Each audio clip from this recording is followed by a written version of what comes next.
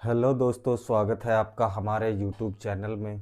दोस्तों, आज की एक ऐसी सच्ची घटना लेके आया हूँ जिसे सुन करके आप लोगों की रूह कांप जाएगी।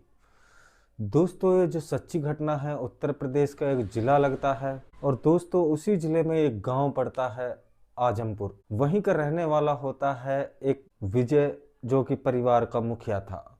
उनके दोस्तों 3 लड़के होते हैं जिनकी उम्र तकरीबन 20-21 वर्ष के लगभग होगी। और विजय और उनकी पत्नी हैं जो कि घर का काम काज किया करती थी और वो हाउस वाइफ भी थी। दोस्तों उनके घर की स्थिति है जो बहुत ही ज़्यादा खराब थी, बिगड़ी हुई थी। चूंकि दोस्तों जो विजय है वो ही सिर्फ घर का खर्च उठाते थे, यानी जो वह कमा के लाते थे तो वो ही अपने घर का भरण पोषण किया करता था। दोस्तों वह जो है दूसरे शहर में जाके काम किया करता था। उनकी तबीयत है जो अब उनकी उम्र हो चुकी थी बुढ़ापे की, तो उनकी तबीयत खराब रहने लगती है। दोस्तों अब वो भी काम की तलाश में भी इधर उधर भटकता रहता था, पर उसे कोई काम नहीं मिल रहा था।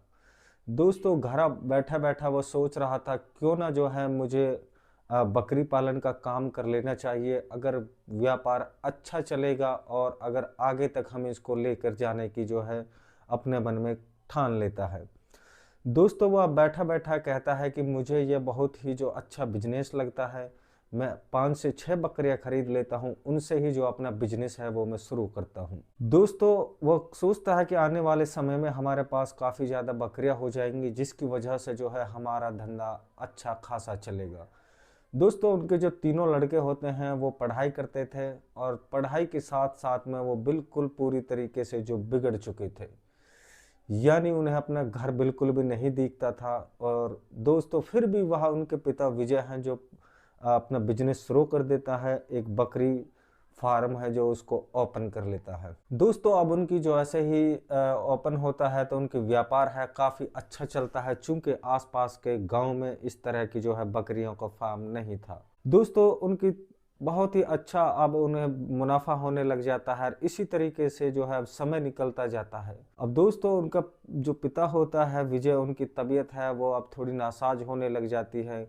वह चूंकि दिन भर बकरियों के लिए चारा काटता था और उन्हें जो है पानी पिलाना, इधर उधर उन्हें घुमाने की वो है लगा रहता था। दोस्तों जैसे ही उनकी तबीयत खराब होती है तो अब उनकी एक दिन लंबी बीमारी के चलते मौत हो जाती है और उनके परिवार पे अब जो है ये दुखों का पहाड़ है ये टूट जाता है। दोस्तों उन्होंने कभी यह चीज़ अपने ख्यालों में भी नहीं सोची थी कि उनकी पत्नी सोचती है कि मुझे जो है इतनी बड़ी मेरे कंधों पे जो जिम्मेदारी आ गई है, अब उनकी आंखों के आगे जो है अंधेरा छा जाता है। दोस्तों उनके लड़के होते हैं, अब उन्हें भी थोड़ा सा दोस्तों खिसक खिसक के पिता की याद आती है और वह रोने लग जाते हैं। दोस्तों इस तरीके से अब उनका परिवार है एकदम से बिखर जाता है। अब उनकी माता जी होती है वो अपने लड़कों से कहती है कि अब यह जो बकरियों का व्यापार है यह कौन संभालेगा। उनकी माँ है जो उन्हें काफ़ी समझाती है और उसके बाद में वो बिल्कुल भी अपनी माँ की बातों पे तीनों लड़के एग्री नहीं होते हैं। दोस्तों अब इस तरीके से उनके परिवार की जो है अब खाने के उसमें लाले पड़ जाते हैं और बहुत सी जो मुश्किलातों से अब उनका परिवार है जो घिर जाता है। जो उनके बेटे होते हैं अब वह भी हक्का बक्का हो जाते हैं और सोचने लगते हैं कि आखिर अब परिवार कैसे चले। हमारे परिवार में यह बिल्कुल भी हमारे साथ ठीक नहीं हो रहा। यह सब करते करते उन्होंने जो है अब घर का काम भी है जो थोड़ा कर देना चाहिए सोचते हैं और अपनी बातों से दोस्तों वह इधर उधर की बातें मारने में लग जाते हैं। और फिर वह अपनी माँ होती है जो उनकी जो बकरियां चराने जाती थी और उनकी माँ ही जो खेतों से उनके लिए जो है भूसा न्यार चारा लेके आया करती थी। दोस्तों अब उनकी माँ की जो है तबीयत डाउन होने लगती है, चूंकि उनकी भी उम्र बहुत ज़्यादा हो चुकी थी। जैसे ही उनकी तबीयत नीचे गिरती है तो उनके बेटे हैं जो अपने पिता का व्यापार में अब हाथ में बटाने की कोशिश करते हैं। वह इस जिम्मेदारी को अपने कंधे पे उछने की पुरजोर कोशिश करते हैं और वह अब चारा काटने जाते हैं, बकरियों को घुमाना। और दोस्तों अब इस तरीके से अब वह दोनों बेटे होते हैं जो उनके वो इस काम को अपने कंधों पे ओट लेते हैं। कभी कभी वह दोस्तों 1-2 सप्ताह में ही बकरियों को डुलाने ले जाया करते थे। अब जो उनकी माँ होती है तो उनकी माँ की तबीयत तो जो है खराब रहती है। अब चारा जैसे ही वो लाते थे तो उन्हें नहीं पता है कि अच्छा चारा कौन सा है, खराब कौन सा है। वो बकरियों को इधर उधर चराने के बाद में जैसे ही शाम को घर लौटते तो उन्हें बकरियों के घर में बांध देते थे। जैसे ही दोस्तों वो बकरियों को चरा कर लेके आते थे तो और रात के समय में बकरियां हैं जो अब चिल्लाने लगती थी। अब जो उनकी माता जी होती है अपने बेटों से कहती है कि ये बकरियां क्यों चिल्ला रही हैं, और वह जो दोनों लड़के होते हैं अपनी माँ की बात को इधर से सुनते हैं उधर से निकाल देते हैं। इसी तरीके से उनका सिलसिला है जो चलता रहता है। और ऐसा क्या हो रहा है इन बकरियों के साथ के जो ये इनके रातों तरह से जो है रो रही हैं। जैसे इस सच्चाई की उनकी माता को पता लगता है तो वो सोचने पे मजबूर हो जाती है और सोचती है कि मेरे बेटे आखिरकार इस तरह की घटना को अंजाम दे सकते हैं क्या। इस चीज की उन्होंने कभी सपने में भी नहीं सोचा होगा कि एक इंसान जानवर के साथ इतनी शर्मनाक घटना को कैसे जो है अंजाम दे सकता है। और इसके बाद उन्होंने अपने दोनों बेटों का जो है क्या हश्र किया था। आइए हम आप लोगों को इस कहानी को दोस्तों समझाने की पुरजोर कोशिश करते हैं, लेकिन आप लोगों से एक छोटी सी रिक्वेस्ट रहेगी हमारी कि आपने अगर हमारा चैनल है जो अभी सब्सक्राइब नहीं किया है तो प्लीज़ हमारे चैनल को सब्सक्राइब कर लें, जिससे कि हमारा हौसला है जो बढ़ता रहे। और दोस्तों एक कमेंट ज़रूर कर देना है, जिससे कि यह भी हम आपका नाम है जो अगली वीडियो में ले सकते हैं। दोस्तों आजमपुर का रहने वाला होता है विजय नाम का परिवार का मुखिया होता है, जिनके परिवार में 4 आदमी थे।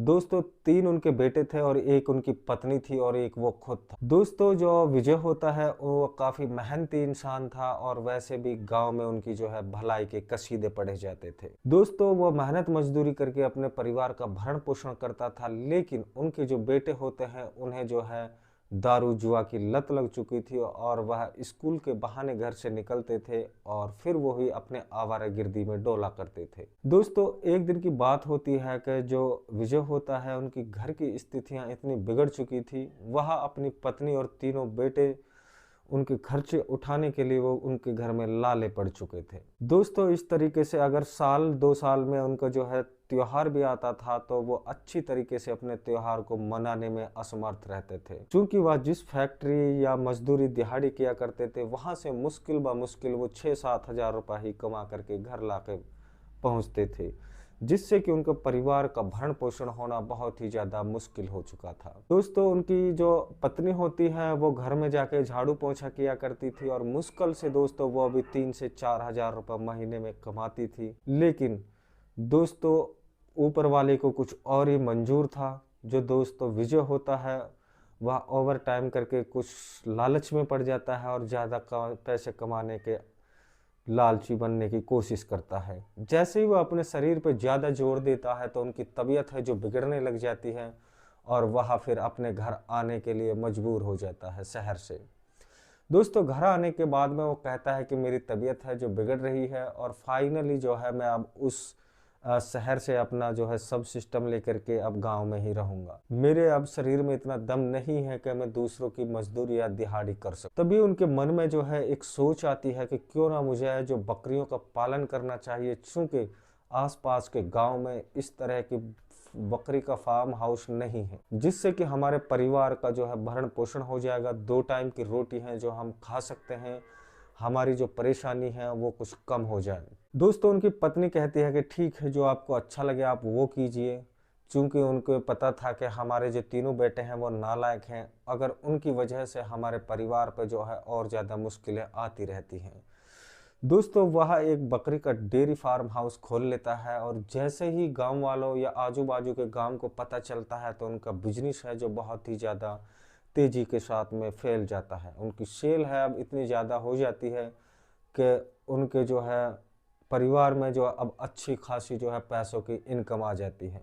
दोस्तों जैसे उनके घर में पैसे का आना शुरू होता है तो उनकी जो तबीयत है अब वो नासाज रहने लग जाती है, यानी बिगड़ जाती है, चूँकि वह जो है बकरियों को चारा लाने उनको घुमाने के लिए बकर तोड़ के जो मेहनत किया करता था। अब दोस्तों विजय है जो पूरी तरीके से टूट जाता है और अपने आप को संभाल नहीं पाता है और किस्मत में दोस्तों ये मंजूर था कि एक समय होता है कि उनकी तबीयत इतनी ज़्यादा बिगड़ती है कि उन्हें जो है अस्पताल में इलाज कराने के लिए ले जाया जाता है। दोस्तों जैसे ही उन्हें अस्पताल में भर्ती किया जाता है तो हॉस्पिटल में लंबे इलाज के दौरान उनकी मृत्यु हो जाती है और दोस्तों फिर उनके जो परिवार की एक बार फिर से बागडोर है वो टूट जाती है, उनके ऊपर दुखों का पहाड़ टूट जाता है।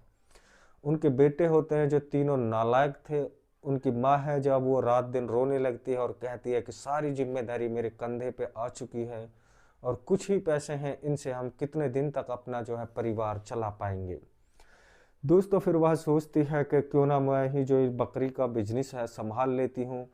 अब वह दोस्तों रोज़मर्रा की ज़िंदगी में इतनी बिजी हो जाती है कि बकरियों को चारा लाने और उन्हें चराने के लिए वो खुद जाया करती थी। चूँकि वो भी वैसे बुढ़िया ही थी, चूँकि उनकी उम्र है बहुत ज़्यादा हो चुकी थी, लेकिन उनके बेटे थे इतने नालायक थे कि जिनको हम दोस्तों अब बयान नहीं कर सकते। दोस्तों जब उनकी तबीयत ही बिगड़ने लग जाती है तो फिर बेटों को जो है शर्म आ जाती है और कहते हैं कि आज के बाद बकरियों को हम चराएंगे, तुम्हें जो अभी हमें खाना बना करके बस दे दिया करो। अब दोस्तों जो भी बकरियों का व्यापार होता है उसकी जिम्मेदारी उनके बेटे अपने ऊपर ले लेते हैं कंधों पे, और वह अब उन बकरियों को सुबह चराने ले जाते थे और शाम को घर आया करते थे। दोस्तों जैसे ही उनकी जो है बकरियों को चराने ले जाते थे तो वह बकरियों के साथ दोनों बेटे उनकी ऐसी घटिया हरकत को अंजाम देते थे कि जिन्हें सोच करके दोस्तों आप लोग हैरान हो जाओगे।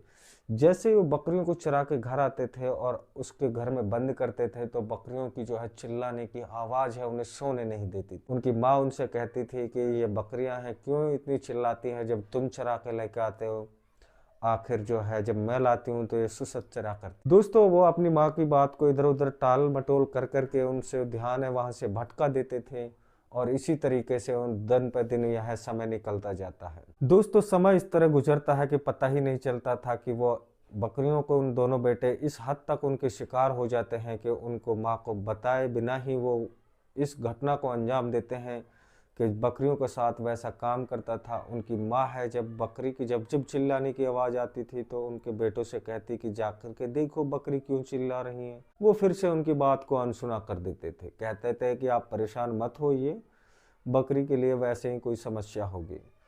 दोस्तों जब उनकी माँ है जो ज़्यादा परेशान हो जाती है तो वो बैठे बैठे सोचती है कि आखिर जब जब ये बकरी चराने के लिए जाते हैं तो बकरियां क्यों चिल्लाती हैं, मुझे जो है इसका सच का पता लगाना ही पड़ेगा। दोस्तों एक दिन की बात होती है कि जैसे ही वो बकरियों को चराने के लिए घर से निकलते हैं दोनों भाई और उनके साथ में वो गलत काम करते हैं, तो उस दिन उनकी माता जी होती है उनके बकरी की सच्चाई जानने के लिए वहाँ कुटिया से चुपके से झांक कर देखती है, और जैसे ही वो उन्हें झांक करके देखती है तो दोस्तों वहीं पे वो है सदमे में आ जाती है, उनका दिमाग है जो चकरा जाता है और वहाँ पे वो है एकदम से गिर जाती है।